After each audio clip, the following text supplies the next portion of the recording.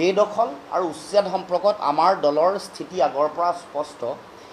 আমি চৰকাৰী ভূমি, বনাঞ্চল, PGR, VGR, ট্ৰাইবেল মানে জনজাতীয় আবেষ্টনী, যাক বেল্ট আৰু ব্লক বুলি কয়, আৰু প্ৰাকৃতিক জলাশয়ত বেদখলটো আমি সদায় বিৰোধিতা কৰোঁ। এইটো আইন বিৰুদ্ধ কথা।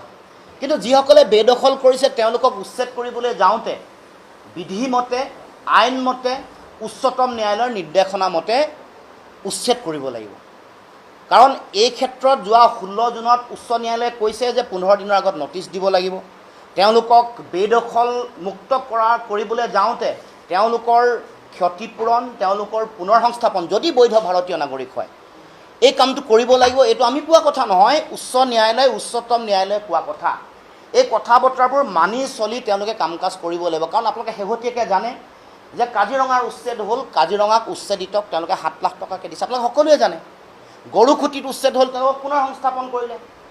বৰদোৱাত উচ্ছেদ কৰিছে, পুনৰ সংস্থাপন কৰিছে। তাৰ মানে এইটো এটা চেনচেশ্যনেল গেম নহয় চৰকাৰে যিটো কৰিছে।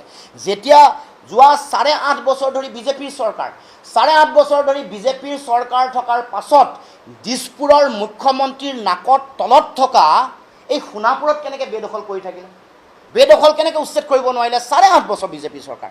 তাৰ মানে 26 ওচৰ চাপিছে কাৰণে এতিয়া সাম্প্ৰদায়িক মেৰুকৰণ কৰিব লাগে, তেওঁলোকৰ এজেণ্টবোৰ নমাই দিব লাগে।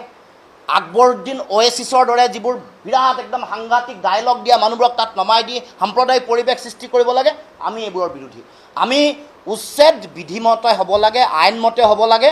আৰু চৰকাৰী ভূমি, বনাঞ্চল, PGR, VGR, যিবোৰ আইনমতে প্ৰাকৃতিক জলাশয়, জনজাতীয় আবেষ্টনী, বেল্ট আৰু ব্লক, এইবোৰ বেদখল মুক্ত কৰাটো আইনীভাৱে আমি জাতীয় পৰিষদে বিচাৰোঁ। আইনমতে হ'ব লাগিব। কাম ইয়াত চাই শ্ৰেণী চাই, গোষ্ঠী চাই কাম হ'ব নোৱাৰিব। এতিয়াও মই ক'ব খোজোঁ যে এই যিটো ট্ৰাইবেল আবেষ্টনী আছে, জনজাতীয় আবেষ্টনী, বেল্ট এণ্ড ব্লক, তাত এখন বাংলাভাষী গাঁও এখন আছে, নাম পাৰগুমা গাঁও। আজিলৈকে কিয় সাহস হোৱা নাই মুখ্যমন্ত্ৰী? তাৰ মানে চাই কৰিব, চাই যাতে হিন্দু মুছলমানৰ ৰাজনীতি কৰিব পাৰে। উচ্ছেদক মুখ্যমন্ত্ৰীক সকীয়াই দিব খুজিছোঁ, উচ্ছেদক ৰাজনৈতিক অস্ত্ৰ হিচাপে, নিৰ্বাচনৰ বৈতৰণি পাৰ হোৱাৰ অস্ত্ৰ হিচাপে যাতে ব্যৱহাৰ নকৰে, তাৰ কাৰণে মুখ্যমন্ত্ৰীক সকীয়াই দিব খুজিছোঁ। আইনমতে হ'ব লাগিব। বেদখল মুক্ত কৰিবলৈ হ'লে বিধিমতে, আইনমতে উচ্চতম ন্যায়ালয়ৰ নিৰ্দেশনা কাৰ্যকৰী কৰিব লাগিব। তাৰ লগতে একে সময়তে যিসকলে প্ৰৰোচনা কৰিছে, এতিয়া মাতব্বৰ কিছুমানে প্ৰৰোচনা কৰিছে, চৰকাৰে এতিয়ালৈকে কোৱা নাই। চৰকাৰে কংগ্ৰেছ, বিজেপি, হিন্দু মুছলমান কৰি আছে। মাতব্বৰ কিছুমানে টকা পইচা লৈ বহাইছিলে, এইবোৰক কৰায়ত্ব কিয় কৰা নাই? এই মাতব্বৰবোৰ চিনাক্তকৰণ কৰিবলৈ প্ৰৰোচনা কোনে কৰিছে? চৰকাৰে কৰি আছে বিৰোধী আৰু খেলি আছে তেওঁলোকে ৰাজনীতি। এইটো খেলিবলৈ নাপায়। 9 বছৰীয়া ছোৱালী এজনীৰ গাত গুলি লাগি গুপ্তাংগ একেবাৰে জীৱনকালৰ কাৰণে ঘূণীয়া হৈছে। এইবোৰ কথাত মুখ্যমন্ত্ৰীয়ে হিন্দু মুছলমান কৰিবলৈ নাপায়। 9 বছৰীয়া এগৰাকী ছোৱালী এই ধৰণে আঘাতপ্ৰাপ্ত হৈছে আৰু মুখ্যমন্ত্ৰীয়ে হিন্দু মুছলমান কৰি আছে। এইটো কেনেকুৱা ধৰণৰ কথা? অথচ মাতব্বৰ কেইজনক ধৰিব পৰা নাই, যিসকলে তেওঁলোকক প্ৰভোগ কৰিছে। আৰু তাৰ উপৰিও এই যে যিসকলে উত্তেজিত হৈ মানুহে অস্ত্ৰ শস্ত্ৰ লৈ আক্ৰমণ কৰি পুলিচক, বিষয়াক আক্ৰমণ কৰিছে, এইটোৰো আমি বিৰোধী। একেলগতে আমি দুইটা কথা ক'ব খুজিছোঁ।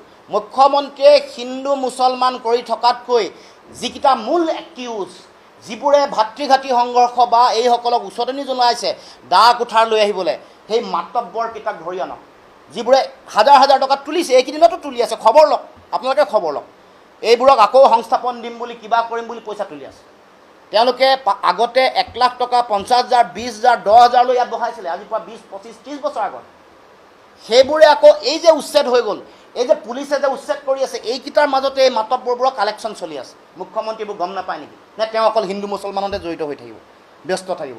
গতিকে এইবোৰ আমাৰ চৰকাৰক, মুখ্যমন্ত্ৰীকো ক'ব খুজিছোঁ, আৰু এই আকবৰুদ্দিন অৱেচীৰ নিচিনা বিৰাট ভীমৰ বচন আওৰাই থকাসকলেও সকীয়াই দিব খুজিছোঁ যে হিমন্ত বিশ্ব শৰ্মাৰ ভয়াৱহ সাম্প্ৰদায়িকতাৰ এজেণ্ট হৈ কাম নকৰিব। ধৰা লাহে পৰিছে। সকলোৰে চোলা পেণ্ট কি পিন্ধিছে দেখা পাইছে। তেওঁলোকক ক'ব কৈছোঁ, আৰু সেইসকলক যাতে ৰাইজেও চিনি পায়। আমি বিচাৰিছোঁ বিধিমতে, আইনমতে, ন্যায়মতে উচ্ছেদ হ'ব লাগে। উচ্ছেদ হোৱাটো প্ৰয়োজন। আমি আইনৰ লগত আছোঁ, বৈধ ভাৰতীয় নাগৰিকৰ লগত আছোঁ, আৰু যিসকল অবৈধ বিদেশী নাগৰিক আছে তেওঁলোকৰ বিৰুদ্ধে আছোঁ।